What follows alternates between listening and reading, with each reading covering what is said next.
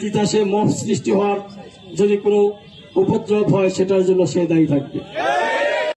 এই উপজেলার প্রশাসন থেকে সবচেয়ে বেশি আপনারা আমাদের সাথে বিরোধিতা করেছেন বললে ভুল হবে না।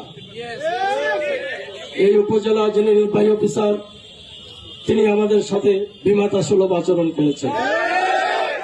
এভাবেও তিনি আমাদের নেতা কর্মীদের সাথে খারাপ আচরণ করে থাকেন বলে অভিযোগ এসেছে।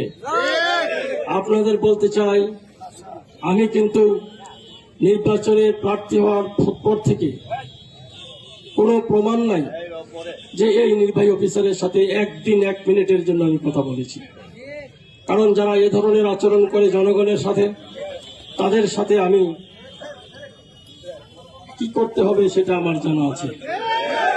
সুতরাং আমি আশা করি উনি খুব দ্রুততম সময়ের মধ্যে ওনার সম্মান থাকতে থাকতে উনি চলে যাবে। কারণ উনি আচরণ জানে না। জনগণ যেখানে, আমরা একটা ওনাকে বলবো শেষে মব সৃষ্টি হতে পারে, কিন্তু এই আপনার এই তিতাসে মব সৃষ্টি হওয়ার যদি কোনো উপদ্রব হয় সেটার জন্য সে দায়ী থাকবে।